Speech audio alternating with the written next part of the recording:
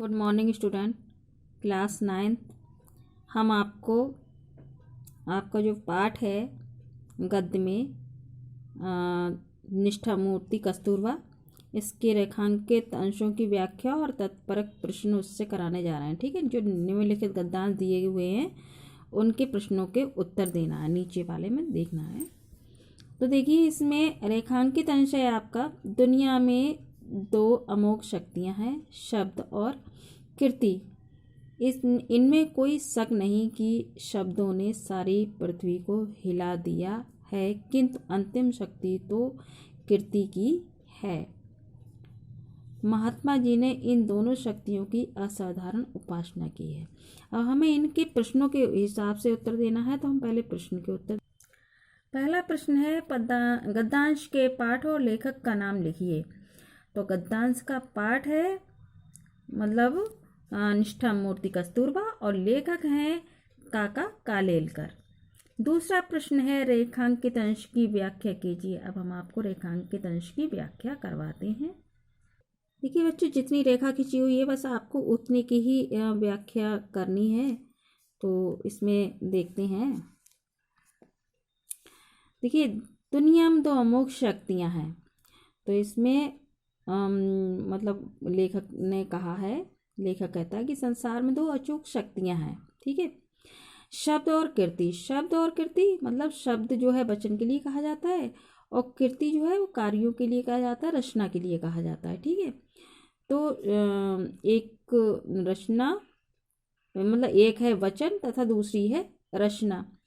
ये शक्तियां अचूक इसलिए हैं कि ये कभी भी निष्फल नहीं मतलब जाती। ठीक है, इनमें कोई ना कोई कार्य मतलब इनसे हो ही जाता है। ठीक है, इसमें कोई शक नहीं कि शब्दों ने सारी पृथ्वी को हिला दिया है। अब आगे देखिए, तो मतलब ये भी है कि इसमें कोई संदेह नहीं है कि शब्द जो हैं वो सारी पृथ्वी को हिला देते हैं।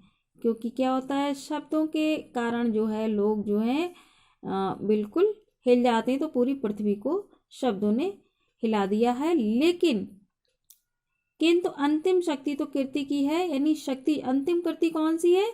जो मतलब शक्ति जो है वो किसकी है? कीर्ति की है, रचना की है। ठीक है, क्योंकि कर्म जो है हमेशा ही जुड़ा होता है। महात्मा जी ने इन दोनों शक्तियों की असाधारण उपासना की है। ठीक है, और महात्मा जी ने जो है वो क्या किया है, उन्होंने जो मतलब शब्द और कृति हैं उन दोनों को ही अपनाया, अर्थात उन्होंने उन दोनों की ही पूजा की है। ठीक है, उनके अनुसार मतलब उनके अनुसार जो उन्होंने काम किया है उसके अनुसार उनके वचन और कर्म में कोई भी भेद नहीं था, कोई भी अंतर नहीं था। ठीक है, अब हम अगला प्रश्न देखते हैं। तीसरा प्रश्न है, शब्द और कृति का आशय स्पष्ट कीजिए। तो इसका उत्तर है, शब्द और कृति शब्द का मतलब शब्द और कृति शब्द का आशय व्यक्ति के वचनों और कृति से आशय उसके कार्यों से है।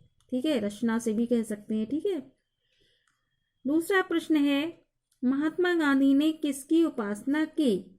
तो महात्मा गांधी ने मतलब शब्द और शक्ति दोनों की उपासना की। क्योंकि महात्मा गांधी अपने मुख से वचन कह देते थे, फिर भी कर्म से उसका पालन भी करते थे। इस प्रकार उन्होंने शब्द और कृति दोनों की असाधारण उपासना की। पांचवा है, शब्द और कृति में से किसकी शक्ति श्रेष्ठ है? तो शब्द और कृति में से कृति की शक्ति श्रेष्ठ है। ठीक है, अगला है, कस्तूरबा ने जीवन सिद्धि किस प्रकार प्राप्त की? तो इसका उत्तर है, कस्तूरबा ने कीर्ति की अत्यंत नम्रता के साथ उपासना करके जीवन सिद्धि प्राप्त की। देखिए, ये एक पहला वाला पैराग्राफ है, उसकी व्याख्या हो गई। हम दूसरी में देखिए, आज के जमाने में स्त्री जीवन संबंध के हमारे आदर्श हमने काफ़ी बदल लिए हैं। ठीक है, आज कोई स्त्री, ठीक है, आज कोई स्त्री अगर कस्तूरबा की तरह अशिक्षित रहे और किसी तरह महत्वाकांक्षा का उदय उसमें न दिखाई दे तो हम उसका जीवन यशस्वी या कृतार्थ नहीं कहेंगे। अब देखिए, इसमें हम प्रश्नों के आधार पर इसके मतलब उत्तर कराते हैं।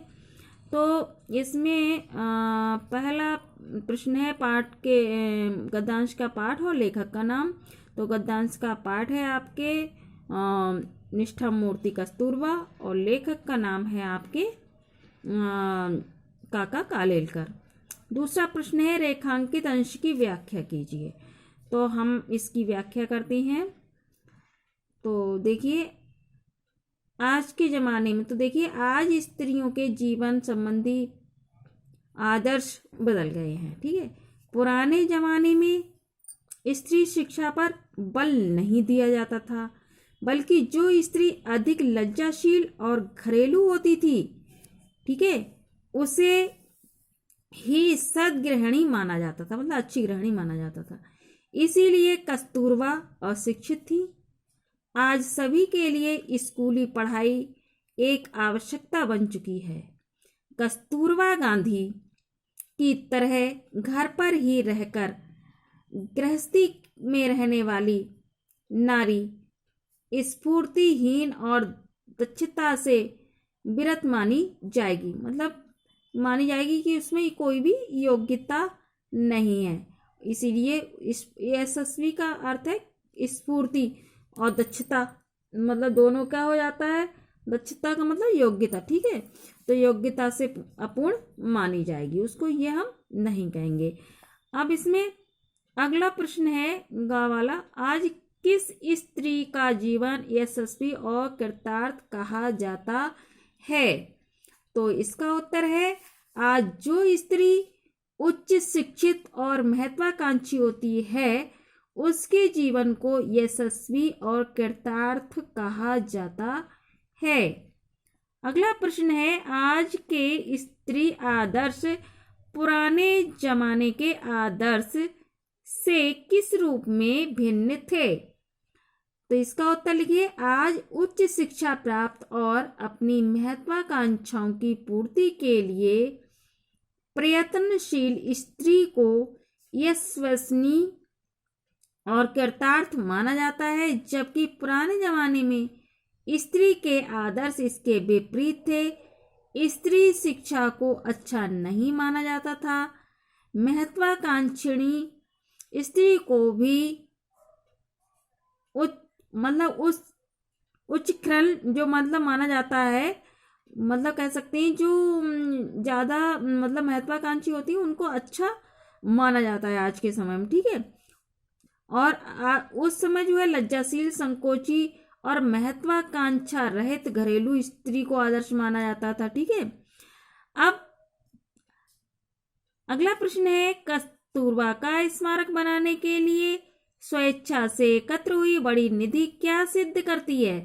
तो इसका उत्तर है, कस्तूरबा का स्मारक बनाने के लिए स्वेच्छा से एकत्र की हुई बड़ी निधि यह सिद्ध करती है कि स्त्री विषयक हमारा प्राचीन तेजस्वी आदर्श आज भी देश को मान्य है। ठीक है, अब अगला देख लीजिए। अगला है इसमें तो इसको देखते हैं, इसमें रेखा जहाँ से खींची है वहीं से हम पढ़ते हैं। तो ये सूक्ष्म प्रमाण में छोटे या मतलब प्रमाण में या छोटे पैमाने पर जो शुद्ध साधना की जाती है उसका तेज इतना लोकोत्तरी होता है कि चाहे कितना ही बड़ा प्रसंग आ पड़े या व्यापक प्रमाण में कसौटी हो, चारित्र्यवान मनुष्य को अपनी शक्ति का सिर्फ गुणाकार ही करने का होता है। अब इसके भी सबसे पहले वाले जो प्रश्न है उसका आंसर तो वही है कि गद्यांश का पाठ है वही आपका बताया ही है कि निष्ठा मूर्ति कस्तूरबा, लेखक का नाम है इसमें आपके काका कालेलकर।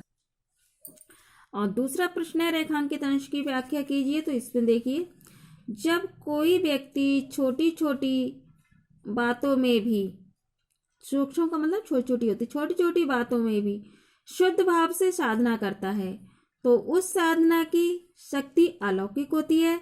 साधना के लिए मन, वचन और कर्म की शुद्धता बहुत ही आवश्यक है। छोटी छोटी बातों में शुद्ध भावना से साधना करने वाले व्यक्ति के सामने चाहे कोई बड़ी बात ही क्यों ना आ पड़े, उसका तेज व्यापक होकर कार्य करने लगता है। ठीक है, लेखक का मत है, लेखक मानता है कि छोटी छोटी बातों में सदाचार मतलब सदाचारी रहने वाले व्यक्ति को बड़ी बात करने पर अपने सद्गुणों का केवल विस्तार करना होता है। इसलिए असाधारण परिस्थिति का सामना करने में भी उसे कोई कठिनाई नहीं होती। यही गुण माता कस्तूरबा में विद्यमान थे, इसलिए वे अपने सद्गुणों के विस्तार से प्रत्येक कठिनाई का सामना कर लेती थीं। अब देखिए अगला प्रश्न है, असाधारण मौका और कसौटी आ पड़ने पर कस्तूरबा ने क्या किया?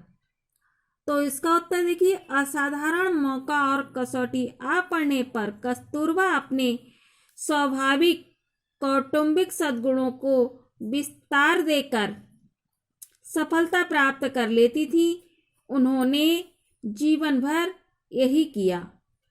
अगला प्रश्न है, किस साधना का तेज लोकोत्तरी होता है? तो उत्तर है इसका, छोटी छोटी बातों में भी शुद्ध भाव से जो साधना की जाती है उसका तेज लोकोत्तरी होता है। अगला प्रश्न है, चारित्र्यवान व्यक्ति की विशेषता पर प्रकाश डालिए। उत्तर लिखिए, चारित्र्यवान व्यक्ति की विशेषता होती है कि वह कितना भी गंभीर प्रसंग आ जाने पर, यह कह सकते हैं कि जीवन की रक्षा का प्रश्न उपस्थित होने पर वह विचलित नहीं होता, बल्कि अपने चारित्रिक सद्गुणों को विस्तार करता है और अपने प्रयासों में सफलता प्राप्त कर लेता है। ये चैप्टर पूरा समाप्त हो गया है।